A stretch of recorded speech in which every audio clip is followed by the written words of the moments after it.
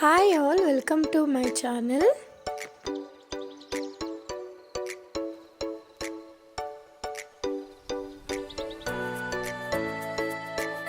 ಇವತ್ತು ನಾನು ಹೋಗ್ತಾ ಇರೋದು ಊರಿಗೆ, ನಮ್ಮ ಹಸ್ಬೆಂಡ್ ಊರಿಗೆ.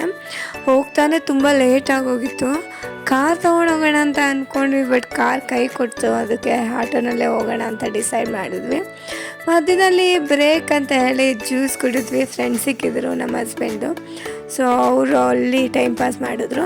ಪಾಪು ಫುಲ್ಲು ಮಲ್ಕೊಂಬಿಟ್ಟಿದ್ಲು, ನೈಟ್ ಅಲ್ವಾ, ಅದಕ್ಕೆ ನೈಟ್ ಜರ್ನಿನೇ ಮಾಡಿದ್ವಿ. ತುಂಬ ಹ್ಯಾಪಿಯಾಗಿ ನಾವು ಜರ್ನಿ ಮಾಡಿದ್ವಿ, ಇಬ್ಬರು ಮಾತಾಡಿಕೊಂಡು. ಆ್ಯಕ್ಚುಲಿ ಅಷ್ಟು ಲೇಟ್ ಏನು ಆಗಿರಲಿಲ್ಲ, ಬಟ್ ಊರ ಕಡೆ ತುಂಬ ಬೇಗ ಕತ್ಲಾಗುತ್ತೆ ಅಂತ ಕೇಳಿದ್ದೆ ಅಷ್ಟೇ. ಈಗ ನೋಡ್ತಾ ಇದ್ದೀನಿ.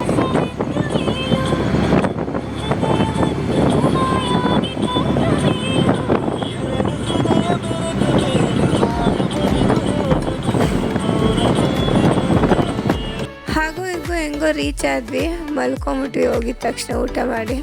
ನೆಕ್ಸ್ಟ್ ಅರ್ಲಿ ಮಾರ್ನಿಂಗ್ ಎದ್ಮೇಲೆ ನಮ್ಮ ಫ್ಯಾಮಿಲಿಯವ್ರ ಮನೆ ಇತ್ತು. ಸೊ ಅಲ್ಲಿ ಹೋಗಿ ಬರೋಣ ಅಂತ ಹೋಗ್ತಿದ್ದೆ. ಅಲ್ಲಿ ಹೋಗಿ ಬರೋ ಅಷ್ಟರಲ್ಲಿ ಪಾಪು ಸ್ವಲ್ಪ ಫ್ರೆಶ್ ಆಗಿಬಿಟ್ಟಿದ್ಲು. ನಾವೆಲ್ಲ ಫ್ರೆಶ್ ಆದ್ವಿ ಬೇಗನೆ. ಅವಳು ಆಟ ಆಡ್ತಿದ್ಲು. ನಮ್ಮ ಹಸ್ಬೆಂಡನ್ನು ಫ್ರೆಶ್ ಆಗಿ, ನಾನು ಫ್ರೆಶ್ ಆಗಿದ್ದೆ, ಸರಿಗಿರಿ ಉಟ್ಕೊಂಡು. ಫಸ್ಟ್ ನಮ್ಮ ಮನೆ ಮುಂದೆನೇ ಆ್ಯಕ್ಚುಲಿ ದೇವಸ್ಥಾನ ಇದೆ, ಆಂಜನೇಯದ್ದು. ಅಲ್ಲಿ ಫಸ್ಟ್ ವಿಸಿಟ್ ಹಾಕಿದ್ದು ನಮ್ಮ ಫ್ಯಾಮಿಲಿ ಎಲ್ಲರೂ.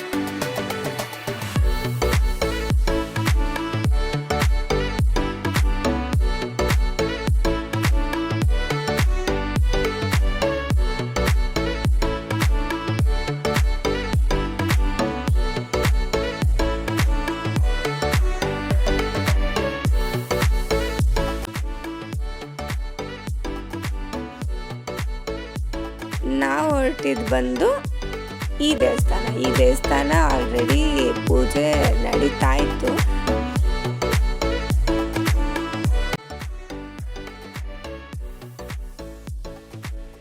ಪೂಜೆ ಮಾಡಿಕೊಂಡು ನಾವು ಬಂದ್ವಿ.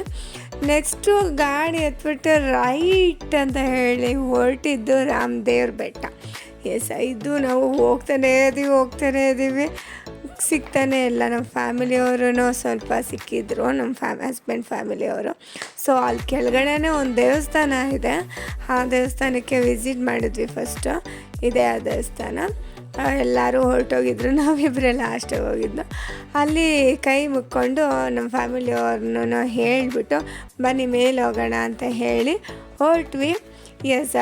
ರಥ ಹೊಡ್ತಿದ್ದಂಗೆ ಕಾರ್ಗಳು ಸಾಲಾಗಿ ನಿಂತಿತ್ತು.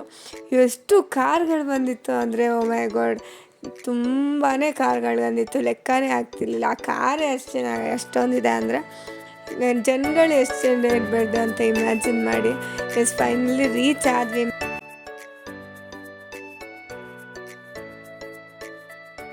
ನಾವು ಕೆಳಗಡೆ ಎಲ್ಲ ಇಳಿದು ಹೊರಟ್ವಿ.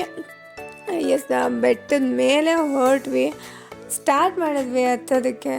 ಹತ್ತಿದ್ವಿ ತುಂಬಾ ಹತ್ತದನೇ ಇದ್ವಿ.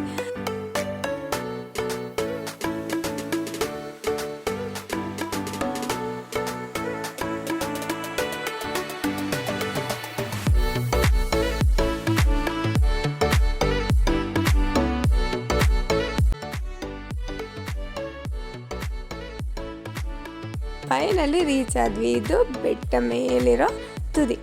ಈ ದೇವಸ್ಥಾನ ಬಂದು ರಾಮದೇವ್ರ ಬೆಟ್ಟ. ಎಲ್ಲಿದೆ ಅಂತ ನಂಗೆ ಗೊತ್ತಿಲ್ಲ, ಕ್ಯಾಪ್ಷನಲ್ಲಿ ಹಾಕ್ತೀನಿ ಲೊಕೇಶನ್ ಡೀಟೇಲ್ಸು ಎಲ್ಲ. ಆ್ಯಕ್ಚುಲಿ ತುಂಬಾ ಚೆನ್ನಾಗಿರುತ್ತೆ. ನಾವು ಹೋಗಿದ್ದು ಶ್ರಾವಣ ದಿವಸ, ಶ್ರಾವಣ ಶನಿವಾರ ಲಾಸ್ಟು. ಸೊ ತುಂಬಾ ಜನ ಇದ್ದರು, ಕೋತಿಗಳೆಲ್ಲ ಇತ್ತು ಅಲ್ಲಿ. ಸೊ ನನ್ನ ಮಗಳು ಮಂಕಿ ಅಂತ ಹೋಗ್ತಾನೆ ಇದ್ಲು. ಸೊ ಬನಾನಾ ಇತ್ತು ಅಂತ ಹೇಳಿ ಬನಾನಾ ಕೊಟ್ಟರೆ ಅದು ತೊಗೊಳ್ತಾನೆ ಇರಲಿಲ್ಲ. ಸೊ ಒಂದು ಹಿಡ್ಗ ಎಡ್ದು ಪ್ರಸಾದ ಎಲ್ಲ ಸ್ವಲ್ಪ ತಿನ್ಕೊಂಡು ಕೆಳಗಡೆ ಇಳಿಯೋಣ ಅಂತ ಇಳಿತಾ ಇದ್ದೀವಿ.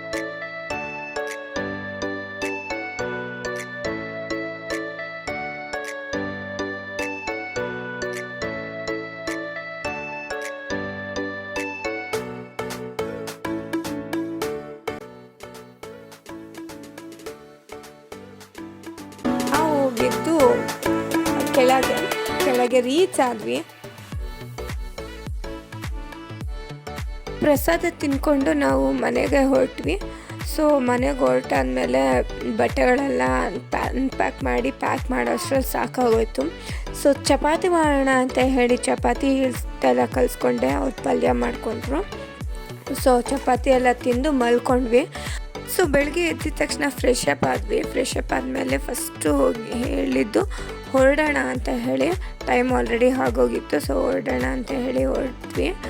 ಆ್ಯಕ್ಚುಲಿ ಇವರತ್ತೆ, ನಮ್ಮ ಹಸ್ಬೆಂಡ್ ಅವರತ್ತೆ, ಅವ್ರು ಮಾತಾಡ್ಸ್ಕೊಂಡು ನಿಂತಿದ್ರು.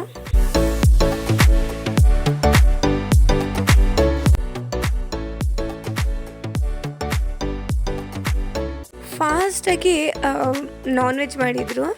ಸೊ ತಿಂಡಿ ತಿನ್ನೋಣ ಅಂತ ಹೇಳಿ ಮಾರ್ನಿಂಗ್ಗೆ ಮುದ್ದೆ ಮತ್ತು ಕೋಳಿ ಸಾಂಬಾರು ತಿಂದು ಸ್ವಲ್ಪ ಇದು ಸ್ಟವ್ ರಿಪೇರಿ ಮಾಡಿ ಟಕ್ ಅಂತ ಹೇಳಿ ರೈಟ್ ಅಂತ ಹೇಳಿ ಬೆಂಗಳೂರಿಗೆ ಹೊರಟ್ವಿ.